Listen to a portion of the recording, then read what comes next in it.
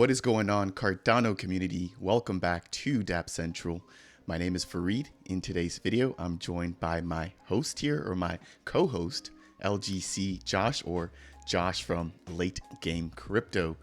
Josh, welcome back on another beautiful Saturday. How you doing?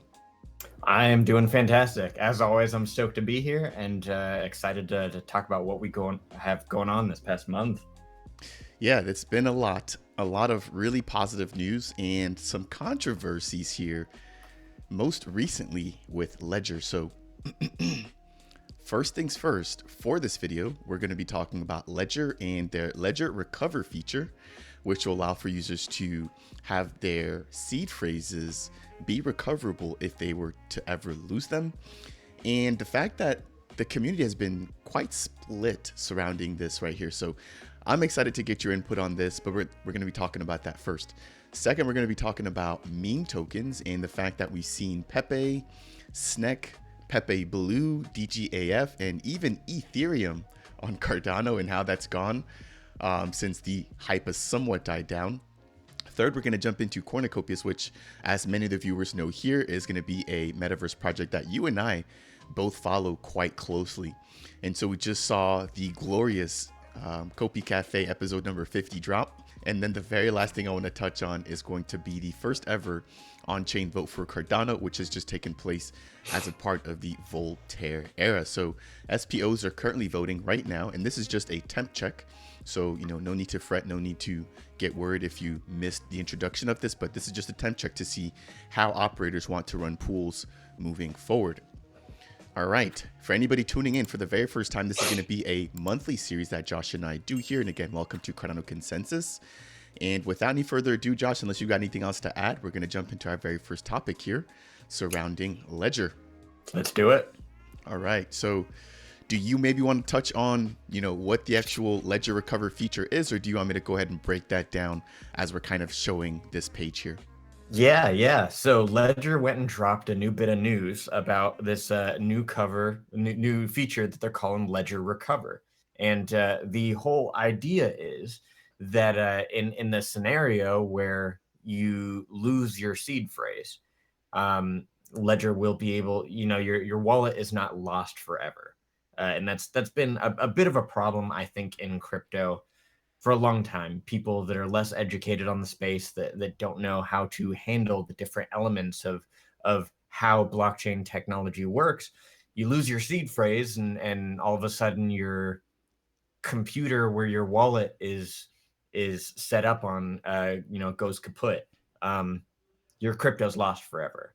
And that is counterintuitive to a healthy financial ecosystem where it's that easy to lose all of your crypto assets. There needs to be a way to properly manage those things. And instead of changing a blockchain protocol, Ledger went and provided a solution where there's a way to recover your seed phrase in a case that you lose it. And the community went wild all over the place. I think the big question is the voluntary aspect of it. There's lots of people that are switching over to Trezor now in the belief that their seed phrase is compromised if they use a Ledger wallet. My understanding is that that's not the case. I think that I'd like to wait and see a little bit more information about how the firmware works, how it operates, what is it that enables their access to it. But I'm tentative at this point. I've pushed Ledger a lot over on my channel. I've got an affiliate link with Ledger, and if it turns out that they have a way to get access to a seed phrase without people's permission, without people opting into the service, if that ends up being the case, I'll drop them immediately. But so far, that's not what I'm seeing. So Thank you for that amazing breakdown. I think you stated it quite well, right? You touched on the problem, which in this community, I think early adopters are really doing their piece to make sure that their keys are secure And for anybody who's in crypto right now, you really have to really like it, right? There's not many people that are in the space, especially in the bear market, that aren't necessarily crypto enthusiasts. And so I think as enthusiasts, 99% of us are already kind of well guarded, and we all kind of do everything non-custodially. That said, I think number one, their timing in which they've dropped this was probably not the best. And then how they also released this news, I think they could have done a better job. So the way that I personally found out, and I'm interested to hear how you found out about it, was through a like 15 or 20-second clip that was floating around on Twitter of some spokesperson from Ledger actually releasing and talking about the feature. I think the way that they should have done this, again, maybe through email or some kind of beta testing program, instead of just rolling this out to the masses and then saying, here you go, this is the brand new feature, it is what it is. Number two, and you just touched on this here, to my knowledge, how it's going to work is there's going to be a software upgrade. As a part of that software upgrade, it's going to introduce the ability for Ledger Recover to actually be used on your crypto device or on your hardware wallet. Mm-hmm. Once the software is on there, you do have to opt in. Again, that's my understanding. If that's incorrect or inaccurate, or if anybody watching this video has more details, make sure to leave a comment down below. But to my understanding, this will not be forced on anybody. But the sole fact that this introduces the software to be able to recover your device is enough to have a lot of people in uproar already, because they're like, well, what if in the future, instead of this being an opt-in service, as you just mentioned, Josh, this is actually a core requirement of Ledger, right? And so I've seen a lot of videos where people are throwing their ledgers in the trash, they're burning them, they're smashing them with their hammers. And a competitor like Treasure is probably sitting in the back laughing, because I think Treasure was the number one player, or at least in terms of market share when it comes to hardware wallets. Treasure, I think, is number two. They're very, it's almost kind of like Apple and Android, right? Apple has the majority, but like Android is not far behind. I kind of felt like it was the same relationship with Treasure and Ledger. But I think this new feature is going to give Treasure a lot more credibility moving forward, because again, one of the core tenets of crypto is for everybody to be able to self-custody their assets. And if that means you lose your 24 word seed phrase and you lose access to your crypto, then so be it, right? And I think that's what the community is deciding by voicing their concern with this. And again, I think we've seen so many people polarized by this, and there's actually another project that is leveraging something similar to this that I also want to touch on here once I get your response. So those are my thoughts on there. I think, again, you did a good job of breaking it down. And to my knowledge, it's not a service that's being pushed on anybody, but for the time being, there is a software upgrade that introduces the ability for Ledger Recover to take place on your hardware device. Yeah, no, I think there's good things and bad things that are coming out about this. I think that the reaction is far more visceral than it needs to be. I think that there is a warrant of applying a healthy level of skepticism, and I think with that comes the positive. People moving over to Trezor and using more blockchain security solutions than just one. It's decentralization in economy and money, and that's what crypto is all about. But just as important is decentralization of your own personal assets and keeping them diversified in different spaces, so that in the case that one gets compromised, you don't lose absolutely everything. So I think that it's good that people are getting more on board with the competition, and competition is a good thing in all contexts. So I think that's positive. Yeah, I agree with you on that. And for the viewers who are watching this, let me just pull this back up on the screen very quickly. The way that you're going to be able to recover your assets is by providing either your existing Ledger Nano X device or excuse me, and your ID. So I think this is where people are getting a little concerned, right? If all I need is a ledger and an ID, what's to say that in the future somebody doesn't duplicate my ID, or somebody gets, access to my ID and they're able to recover my seed phrase with just those two things. Now, how this is going to work, I believe too, and I'm not sure if we touched on this, but the seed phrase is actually going to be split up into 3 different shards. So what that basically means is if you have a 20 forward seed phrase, that's going to be broken down into three separate chunks, right? So I believe it's about eight word chunks. One platform is going to get 8 words, another platform is going to get another 8 words, and then another provider is going to get 8 words. And then once you provide them your ID and your Ledger hardware device, they'll be able to reconstruct your keys, again, using your identity against all three shard owners. So my point there being, if somebody has your ID, they can quickly, or they could potentially um, recover your seed phrase with an invalid ID. So just to get your closing thoughts there, I think we're both here on the same page that, this is, I don't know. I mean, what do you think? Who benefits from a bit of software like this? It's the new users, and I think that's what crypto enthusiasts tend to leave out a lot of the times. They forget about those people, and it's essential to adoption, I think, to remember that there are new people that don't know what the heck that they're doing in this space. And there's plenty of projects that are moving to increase education and user experience and stuff, but that doesn't mean that there's not going to be a lot of people out there that might need things like this, and a lot of people a lot of people out there, they understand crypto well enough to know what it's all about, but they haven't moved there because there isn't a custodial option. They don't want to be responsible for everything. And I think that there needs to be solutions opened for them in order to really see a truly uh, a true like mass adoption world.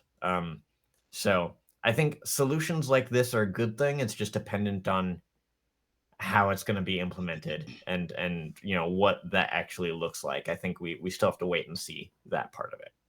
Right, right. And as we know, software is ever evolving. Maybe if they get enough backlash, they walk it back.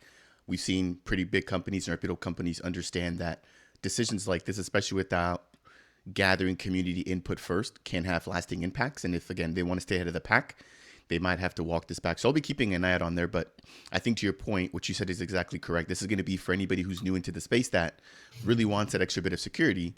But as I mentioned right now, in the bear market, the only people that are in crypto right now are the hardcore enthusiasts, which believe very strongly in decentralization, and anything that infringes upon that is completely frowned upon, with this being a clear example. So I completely understand why they're getting the reaction that they are, but I also understand the community and the target audience that they were trying to target with this. And again, I just don't think that audience is in the space right now. Maybe during the bull markets where there's a lot of new entrants, would have been a better time to release this. And then again, doing some kind of temp check before just rolling this out and pushing it onto people. So I think that's going to do it there, though, for the conversation surrounding Ledger itself.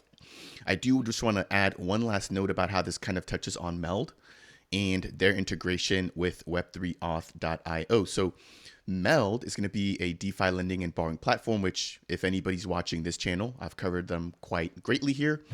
And MELD implemented something very similar to this, where we saw them providing a way to create your wallet for their MELD app, or for their MELD app wallet, using Google. And this is in a partnership with Web3auth.io. So as a part of this, instead of creating a traditional wallet, where you have to write down your own 24-word seed phrase as you're actually creating the wallet for the very first time, MELD takes all that hassle away from you, and they provide you with a wallet that you can just sign in using Google. Well, I think they kind of fell into the same exact category here.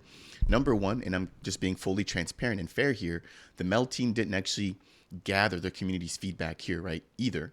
Number two, they didn't provide any alternatives. Now, on June 1st, we are going to see an alternative coming along where you can create your traditional wallet using a seed phrase like we normally or are accustomed to. That said, MELD's integration of Web3 Auth is also going to be leveraging this starting system.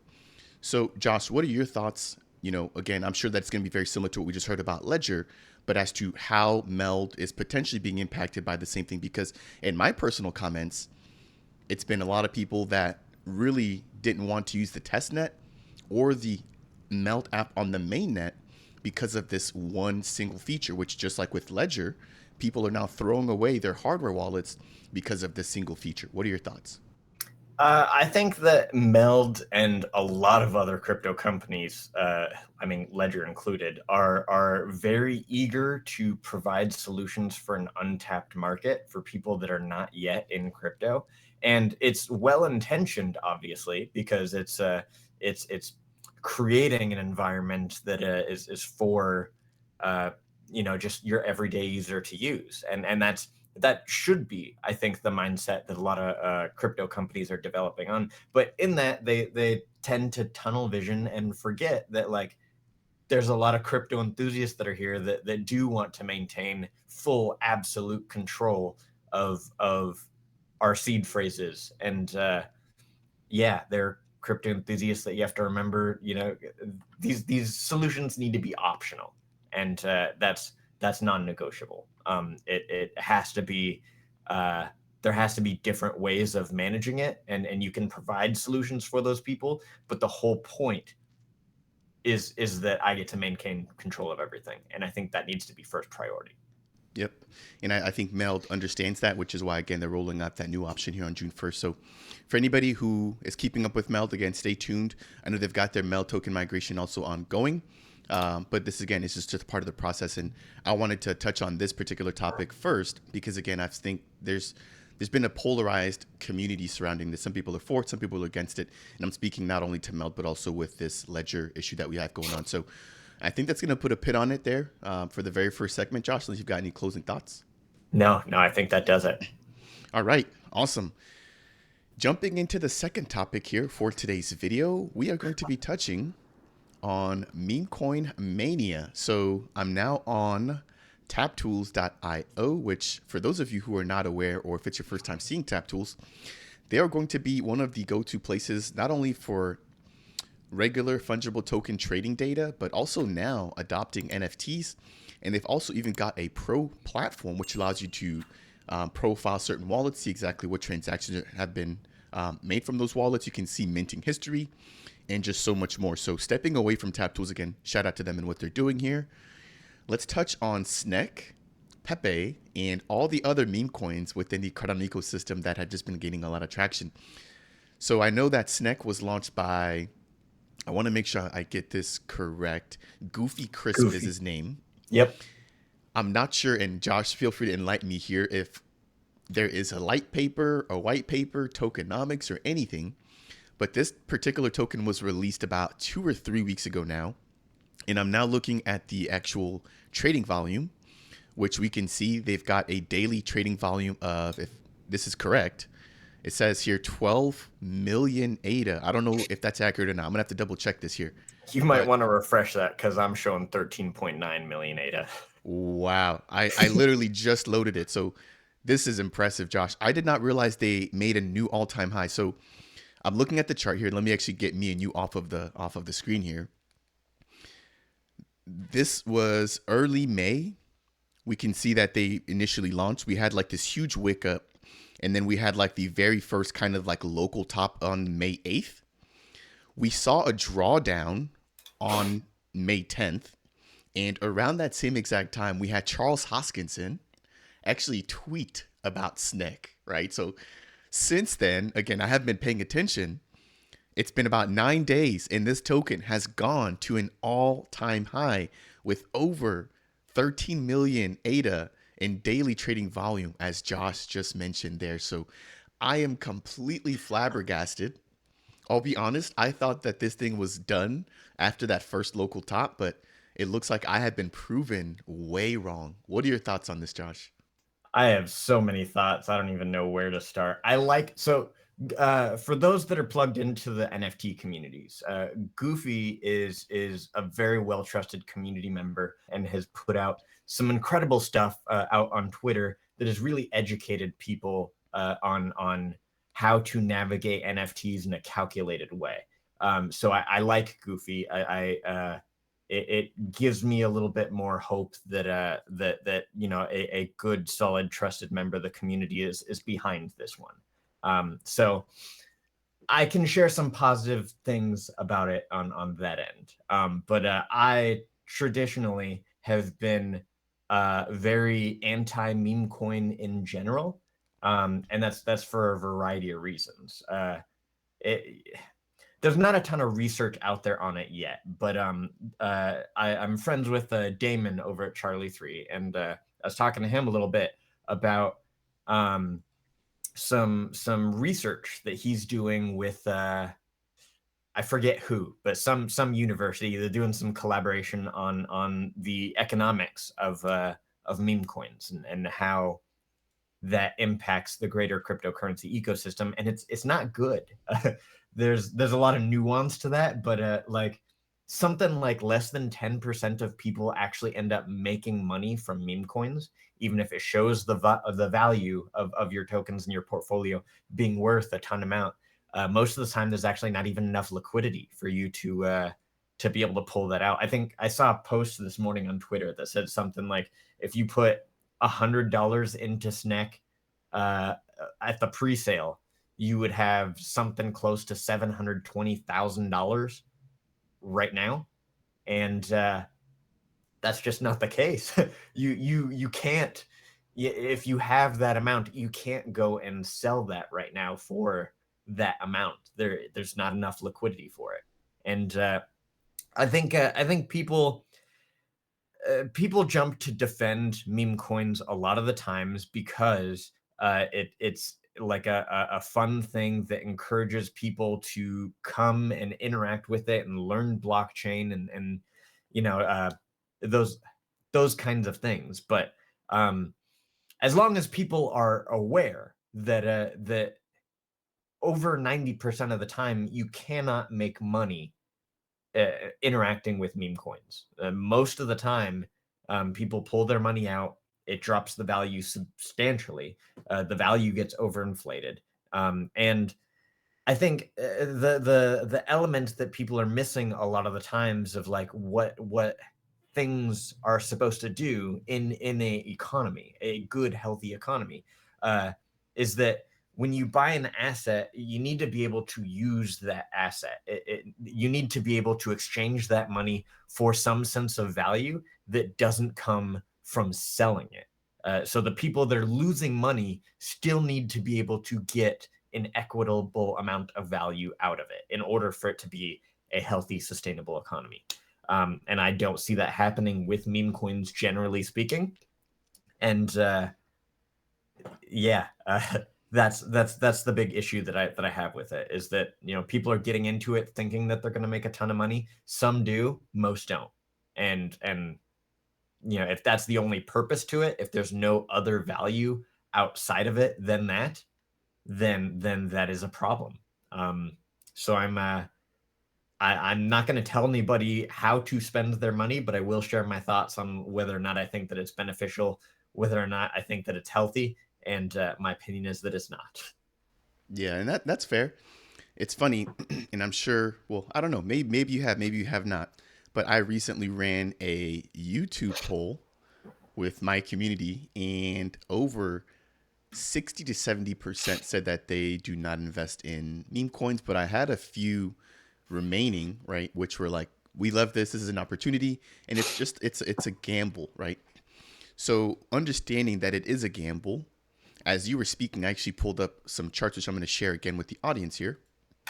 And these are going to be charts for DGAF and ETH on Cardano. So as you guys can see, these tell a much different story than the charts for SNEK did.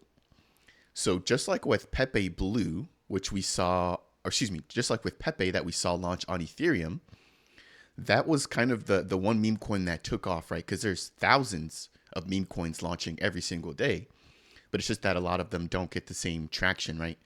The attention surrounding each of those tokens is different. So when we're looking at ETH on Cardano, they've got a mere 996 ADA trading volume. And I remember this getting so much hype during the pre-sale, right? So very similar to SNEK, but they're riding off of the hype that SNEK and Pepe really kind of started. So derivatives don't always have the same luck as the front runners, right? And if we take a look at DGAF, their chart is very similar. They only have 273,000 ADA in terms of daily trading volume, so a lot more trading volume, but still, the token is down over 90% since its initial launch. So I think what we're seeing here with SNEK is a one-off. And I would definitely say, like you said, Josh, do not expect this by any means to be the norm, right? This is something that happens every blue moon. And for me, the craziest thing is the fact that this actually happened during a bear market. You know, this was around the time where Bitcoin is about 28, 29,000. Since then, Bitcoin has come down to about 26, 27,000-ish. But we're still seeing SNEK up and to the right. Not so much sure about Pepe on Ethereum, but that I think in itself speaks volumes. So the very last thing I want to say before I get your thoughts on this, Josh, is we obviously don't see any inherent value in investing in meme coins. That's okay. They don't have a quote unquote traditional roadmap. But what they do have, and I've got to give it to them, is community. They have tapped into the fact that they understand they don't necessarily need all the bells and whistles of a traditional project. As long as they have a community that believes in them and that's willing to support them, just like I'm sure you and I can relate to that, given the fact that we're content creators, we have communities that really look out for our best interest, right? And so I think that the meme coins are really tapping into the community, which Cardano has one of the strongest communities, and that is what's being shown as a part of this continuous rise in meme coins. So again, in terms of utility, I don't think it's all there, but what I do have to give to them is the community. Yeah, no, they've definitely rallied with some impressive strength, and it's taken over my Twitter feed like crazy. So long as you know they're not rallied around, yeah, we're all gonna get rich together.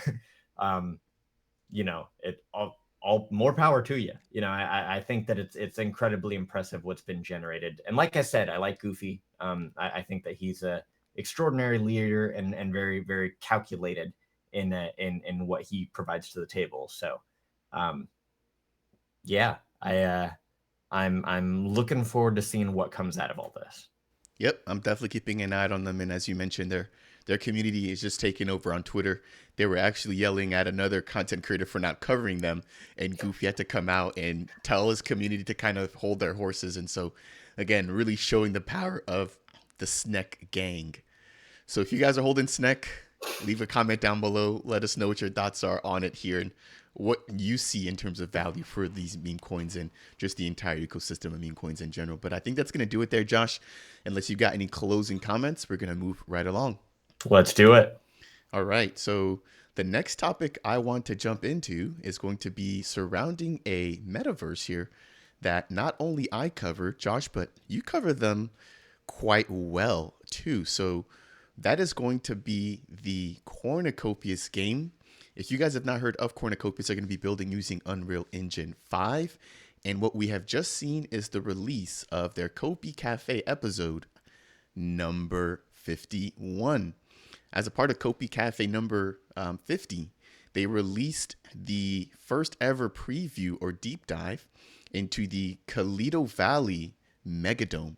So Josh, what are your thoughts here? I'm sharing this recent Copy Cafe 51 walkthrough with the community where we're seeing Rob and Josh just kind of exploring everything in its high quality definition, and they're riding on the subway. But like, again, I'm just amazed with what this team has built, and seeing them initially start off with Unreal Engine 4, upgrade to Unreal Engine 5, and then get to the point where they are now where everything is just so beautiful. Oh my goodness, the colors, man, captivating. What are your thoughts on this?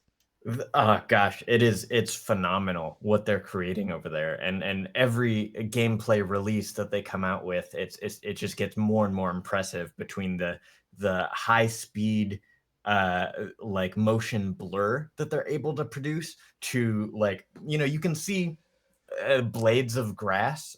You know, if you look at the rock formations that they've put in there, there's texture to it, and it's the power of Unreal Engine 5. And Cornucopias is really ahead when it comes to using that tool. So I think it's going to be a huge deal, not just in the blockchain space, but like in gaming. They're really moving on ahead with this thing. Yeah, they really are. And we're getting ever so close to the release of their racing game MVP. So what we're showing here is, I believe, going to be part of a Megadome again, which is going to be part of their like full blown metaverse where you can kind of walk and do whatever you want.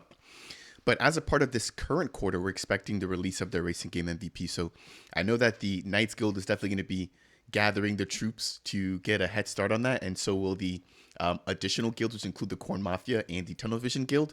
But do you maybe just kind of mind touching on, what you guys are doing within the Knights Guild, given the fact that you're a member of the Knights Guild in preparation of the release here? Yeah, there's a lot of things that we're doing. We're in hardcore design mode right now, figuring out different configurations for ways that we can create like good sustainable businesses within the metaverse. How we can be a service provider within the Cornucopias place to do like good in-game manufacturing. So we're really looking at production mechanics. We're looking at economy. We're studying businesses in other games that have been able to do something similar. We're looking at EVE Online. We're looking at old school RuneScape. We're looking at ways that game economies have been designed in the past. And we're using all of that aggregate information to figure out how to best move forward with different models of businesses. It really is next level impressive stuff what Cornucopias is doing, and not just the graphics quality of what they're producing, but the intricacy of the economy that they're building and the way that they're designing that. So we're trying to be as parallel with them as possible, and understand how we can best and most thoughtfully provide for the most sustainable moving businesses in the game. And I think that we're really cutting edge on that front. Yeah, I've got to give it to you guys. I think the execution of the Knights has been very impressive to me. The organization of the Knights has been as well. So I'm interested to see how everything that you guys are planning and doing will eventually unfold. And for myself, I haven't dedicated myself to any guild, but I'm definitely keeping my eyes open. And one thing that I would definitely love to do here, again, this is kind of just stepping away from our initial conversation, is going to be to do more live content surrounding Cornucopias, right? The way that I'm looking at this, especially as a content creator, not only are we going to be able to create content, but imagine being able to create content while also playing a game that you thoroughly and actually enjoy. Nothing beats that. It's literally the best of both worlds in the sense that you'll be able to make content, which is a quote unquote part-time job or side job for us right now, but you're also able to do that while leveraging something that you really do enjoy. So I think it's going to make a huge opportunity, or open up a huge opportunity for members specifically within the content creator space, but also for businesses like you mentioned, being able to leverage custom domes within the metaverse in order to be able to have concerts, in order to be able to have sporting events, meet and greet events, whatever it is that you can think of, you can basically do this in the metaverse. And then for somebody who may not even be a content creator, maybe they've got some kind of art shop online and they want to bring that over to the metaverse, they can do that. So that's the biggest aspect that I'm most looking forward to, is going to be the economic side of things here, not only as a content creator, but just within the metaverse itself as a whole, being able to actually use this to facilitate business and make ends meet while you're doing something that you genuinely and are passionately in love with. So that's just my take there. What are your thoughts? Yeah, I'm gonna give myself a quick plug here because I'm preparing to do the same thing. I've started a live stream on Saturday afternoons with some guys from the MELD team. Shout out to Trim and Plutus. We've gotten together once a week to play some Apex Legends, and we suck at it. We're awful, but we're all crypto people, and we talk crypto, and it's very dense with a lot of fun, cool information. I'm getting ready to prepare to do some live streaming of Cornucopias, and I'm going to be doing a lot of that very heavily once the game comes out, once they let me start streaming. And we've already got some people in the community that are doing the same exact thing. Shout out to Scruffy, Fryler, and Seven, that they're all live stream gamers, and they're going to be doing exactly that once Cornucopias comes live. And we've got some people on the Knights Guild too that are going to be getting ready to do some live streaming when that happens. But yeah, like that, the YouTube is gonna have plenty of Cornucopias live stream sources to go to just like take a look at what's happening in the world of Cornucopias and this like next level game that's happening. Yeah, you can definitely say that again. I'm watching this video here, and I think it might be Rob. I'm not sure if it was Rob or Josh, but they're looking at the bubble jet. The amount of detail in the actual vehicle, you cannot compare this to any other metaverse. Yeah, I don't have to say anything. I think the video literally speaks for itself here.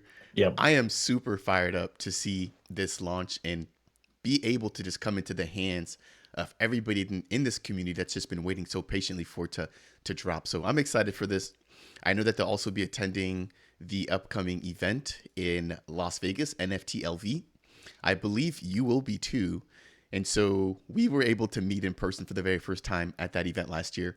I'm looking forward to seeing you again there, getting some content, chatting with Rob and Josh, the rest of the team, Steve Corn Pops, just David. We've got the other Matt, all about Cornucopias and bringing the communities that we're serving here all of the latest and greatest content there. So again, I think that's going to do it for this particular update, unless you've got any closing comments, Josh. Otherwise, we're going to jump into our very last topic for today's Cardano consensus.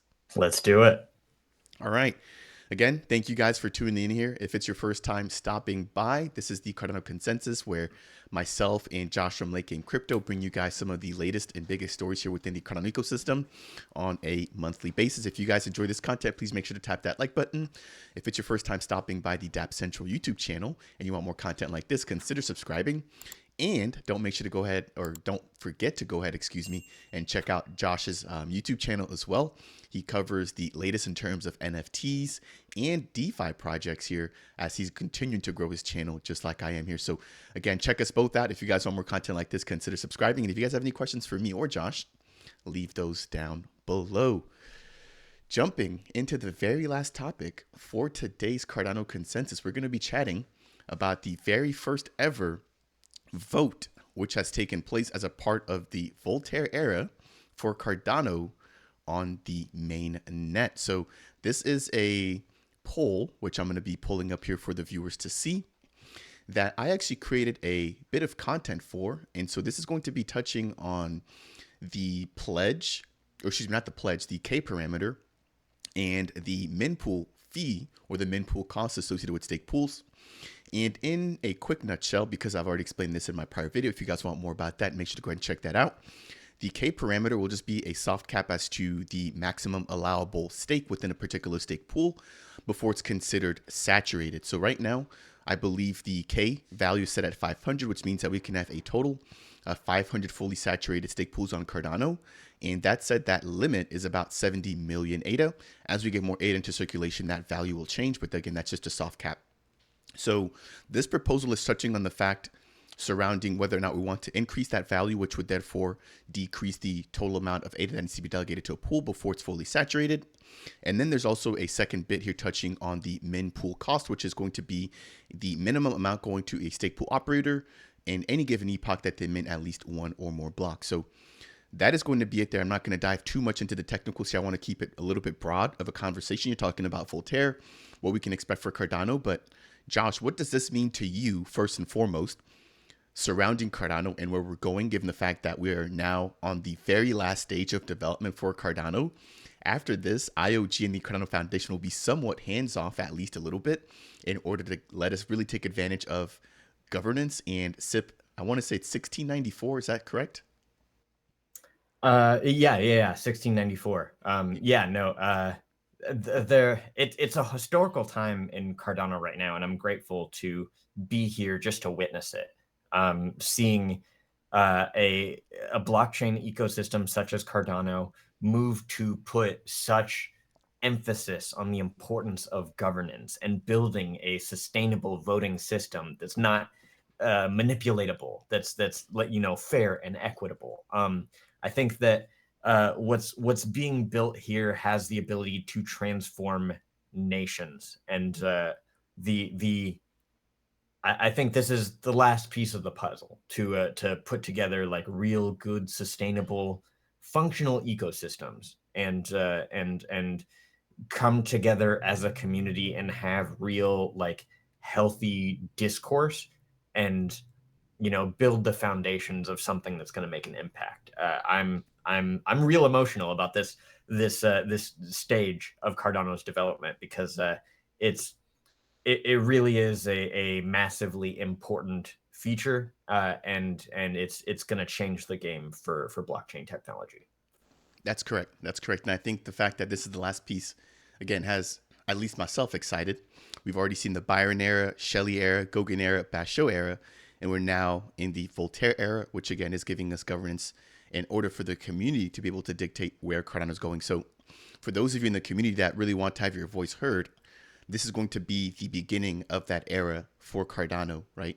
Being able to leverage all these SIPs in order for us to have in-depth conversation within the communities first to decide on what it is that we want, and then come up with a way to vote on it democratically to where everybody's voice is heard. So I do want to state that it is going to be a process, right? I by no means am expecting for voting to go as expected the very first day. I think that just like with anything else, there's going to be iterations. There's going to be things that work well, and there's going to be things that need to be improved. And with every vote and every update to Cardano, right, we're going to see those things being implemented. Now, as a small tangent here, I recently talked with Jan Orlings from Deep Funding on Cardano, which is going to be a platform in the Singularity Net ecosystem, which is very similar to Cardano Project Catalyst, right? So people come to Deep Funding and they ask them for funds, right? But you can imagine as a part of this, there are votes involved. So Jan, leveraging all the AI and tech that the Singularity Net ecosystem has, basically talked to me about all these different features that they have and that they've already implemented to really get ahead of this curve when it comes to decentralization and voting, right? So he talked to me about things such as quadratic voting, which basically make sure that whale wallets who hold the majority of ADA, if you're using the amount of ADA held in a wallet, don't necessarily steal the market share just due to the fact that they just own a lot of ADA. He also talked about other factors, which include the time that you've held a token, right? So for example, we can maybe give more weight or power to people that have held a token for a longer amount of time. He also even talked about contribution scores, which I would love to see this implemented somehow, right? Not only within Cardano Catalyst, but within the Voltaire era, generally speaking. So as an example, imagine contributing to X and Y project, and as a result of that, you have a higher contribution score or higher reputation within the community, which therefore allows your vote to have a little bit more weight than a regular person or somebody who necessarily isn't involved with the community, right? Or maybe having a developer status where, okay, you're a developer and you've proved yourself in XYZ. Therefore, if you're voting on something, depending on what metrics are being used to vote. Right now, I think it's just being done based off of delegation for this existing vote. But again, I think there's so many different mechanisms that we can use to vote, and there's so many different data points that we can also leverage when figuring out how much voting power to associate with somebody, that it should not be a linear process. It shouldn't just be how much ADA do you have. One ADA is representative of the single vote or something like that. I think that's completely old school, and that we need to start thinking about this as a fluid and dynamic process, right? So looking at people's reputation, how they interact, what they do, how long they hold certain things for, etc., really all need to come into play for this. And so I want to tie that back to this particular vote here, in the sense that if you do want to participate in this right now, this is a vote that's being done for SPOs. So you have to reach out to your stake pool operator, and they actually need to vote on your behalf, right, with the ADA that is currently delegated to that stake pool. So I'm sharing my screen here on ADA stats, and we can see that some of the pools that have voted so far include the Fossil pool, the Wolverine pool. We've got the stake pool ADA pool, the Genmai, so many other pools here. I mean, I can't go through this entire list, but we can also see exactly how much stake is associated with those pools, how many delegators are there, the margin, the fixed cost, etc. And so this is how this is being done. And again, I think this is just the first iteration. So I'm really happy to see that this is how Cardano is kicking off this Voltaire era. But that is my 2 cents there on that. I know, again, I went on a little side tangent there talking about voting and stuff, but I think this is just the beginning of that conversation with the Voltaire era coming online. Yeah, no, I feel you. It really is like it's really really exciting to see this develop, and I don't usually plug myself this much in Cardano consensus, but I've got a video coming out this week about SIP 1694 because I am going to a workshop next weekend for uh, uh, developing Cardano consensus and or developing Cardano governance, and I want to make sure that my voice is heard, but I also want to make sure that the community's voice is heard. So I have this idea that I'd like to propose. I've got a video coming out on it this week, so keep a lookout for that. And if you have any comments about things that you'd like to share and can't make it to a workshop that's happening, then just let me know, and I will relay that information to make sure that we get as many voices heard as possible with the development of Cardano governance. And yeah, I'm really excited for entering this era. Likewise, and again, I think that's going to be a key part of this is for anybody who may not be aware of what's coming down the pipelines, getting familiar with this, right? And as Josh mentioned, and I definitely support your plug there, you actually taught me a little bit about Project Catalyst.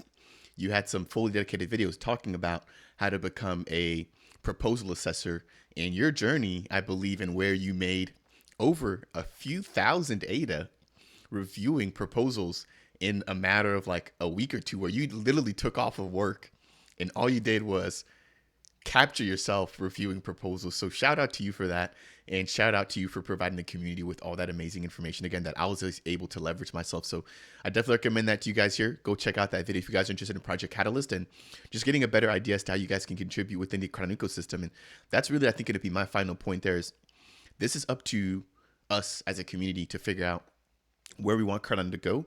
And if you want your voice to be heard, you have to do something, right? So you either have to get in touch with content creators, you have to get in touch with the stake pool operators, or you just try to get involved in some of these workshops being posted by IOG, the Cardano Foundation, Emergo, etc., to really get your foot in the door. But I do think the opportunities here are endless, given the fact that we're in such a brand new space, and there really are no, I don't want to take away from Cardano. I know that we are big within our own sense, but there's no, we've had a short track record, right? There's no one person that speaks for Cardano. So I think everybody has room to make their own voice be heard, but you have to do that by actually using your own 2 feet, right? Unless you want to delegate that voting power to somebody else, you can't do that. But I always encourage people, do your own research, take a look at everything for yourself, make sure you understand everything for yourself, and really get involved with this, especially as Voltaire comes out, because every vote really does count. Well said. Yeah, we're moving into the future here, and we get to take a part of it. We get to have a say in what happens, and yeah, use your voice, because the power of one person and the influence that one person can have means more to you than you currently realize. And that's what true equitable governance is all about. So it's going to be good. I'm looking forward to it. I believe, Josh, that is going to bring us to a close here for today's Cardano Consensus. I appreciate you taking the time to wake up early there in nice, beautiful West Coast to chat with me here on the South Coast about Cardano. I enjoy this as always. I'm looking forward to having you on again. As a part of this video, we touched on LEDGER and their recent drama, where Josh gave us a great breakdown of exactly what we can expect there. We also touched on MELD and their integration of Web3 auth. Following that, we touched on the ever-growing adoption of SNEK. Shout out to Goofy Crisp. And then we touched on Cornucopias and their gameplay, as well as the economics and some of the use cases that we plan on using Cornucopias for in the near future. And then we just closed out by touching on the first ever on-chain poll for Cardano voting surrounding stake pool operation. Again, you guys, if you guys appreciate this type of content, please make sure to tap that like button. If you guys want more content like this, consider subscribing to both of our channels. And that said, and as always, we will catch you guys in the next video.